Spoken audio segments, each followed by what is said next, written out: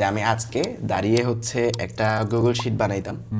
ওই গুগল শিটে আমার কোন কোন অধ্যায় বাকি আছে, বা কোন কোন অধ্যায় 50% পড়া আছে, বা কোন কোন অধ্যায় একদম টাচই করি নাই, আর কোনটা অনেক ভালোভাবে পড়া, ওটা একটা লিস্ট ডাউন করতাম। অনেক সময় রাতের বেলা ঘুমাতে যাই আমাদের ডিপ্রেশনে পড়ি না আমরা, যে আমার সামনে পরীক্ষা কি হবে না হবে। যদি কোনো একটা মডেল টেস্ট দিতাম, আমার এক্সপেকটেশন কখনো 90+ থাকতো না। আচ্ছা। আমার এক্সপেকটেশন থাকতো হচ্ছে যে আমি যত পার্সেন্ট সিলেবাস শেষ করছি তত পার্সেন্ট মার্কস আমার পাইতে হবে। আচ্ছা, এখন কথা হচ্ছে যে তাহলে ভাইয়া কিভাবে পড়বো? সো এখন কিভাবে পড়া যায়, এটা একটা প্রশ্ন। তো এটা খুবই কমন একটা কোশ্চেন আর কি। স্টুডেন্টকে কাউকে যদি জিজ্ঞাসা করা হয় যে তোমার কি অবস্থা, সব কিছু শেষে শেষে ভাই এখন বলে যে ভাই কেমনে পড়বো তাহলে আর কি। এখন কি বলা উচিত বলো তো? আমি যদি তোমাদের জায়গায় থাকতাম, আমি যে কাজটা করতাম জানো, যে আমি আজকে দাঁড়িয়ে হচ্ছে একটা গুগল শিট বানাইতাম।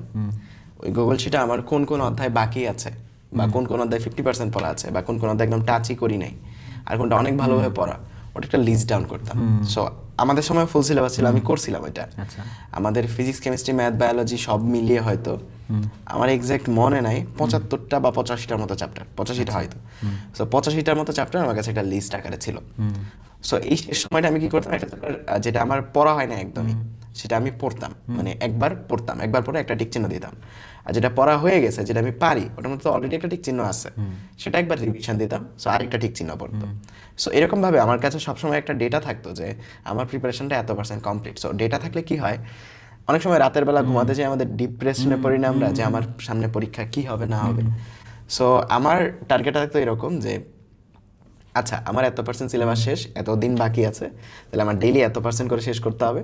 ওই অনুযায়ী আমি টার্গেট সেট করতাম যে আজকে আমি কোনটুকু পড়লে আমার কতটুকু পার্সেন্ট প্রিপারেশনটা কমপ্লিট হবে। যদি কোনো একটা মডেল টেস্ট দিতাম, আমার এক্সপেকটেশন কখনো 90+ থাকতো না। আচ্ছা। আমার এক্সপেকটেশন থাকতো হচ্ছে যে আমি যত পার্সেন্ট সিলেবাস শেষ করছি তত পার্সেন্ট মার্কস আমার পাইতে হবে। সো পরের দিন আমার যদি প্রিপারেশনটা একটু বেশি হয়, সো মার্কসটা যেন একটু বাড়ে। সো এইরকম ভাবে আমি হচ্ছে আমার অ্যাপ্রোচটা নিতাম আমি যদি স্টুডেন্ট থাকতাম। ইমনের কথা থেকে একটা কথা তোমায় বলি যে কিভাবে পড়বো, এই কোশ্চেনটা অলরেডি একটা ডিপ্রেসড কোশ্চেন। হ্যাঁ, সত্যি কিন্তু তাই। কারণ হচ্ছে কি, তোমার কাছে ট্র্যাক করা নাই। ইমন যে কাজটা করতো, ওর কাজটাকে ফুললি ট্র্যাক করতো, যে ও কি পড়ছে, ওকে কি পড়তে হবে, কতবার পড়তে হবে, সব কিছু আর কি। এমন হইতে পারে তোমরা হয়তো পড়তেছো ঠিকই, কিন্তু তোমার কাছে ট্র্যাক না থাকার দরুন তোমার কাছে অলরেডি ডিপ্রেশন মনে হচ্ছে, হ্যাঁ হ্যাঁ আমি মনে হয় কিছু পারতেছি না, আমি মনে হয় আমার বন্ধুদের থেকে মানে পিছিয়ে যাচ্ছি আর কি। তাহলে কী করতে পারো, একে তো গুগল শিট ইউজ করে তুমি একটা চ্যাপ্টারগুলো এরকম লিস্ট ডাউন করে করে ট্র্যাক করতে পারো তোমার কত দূর হলো না হলো।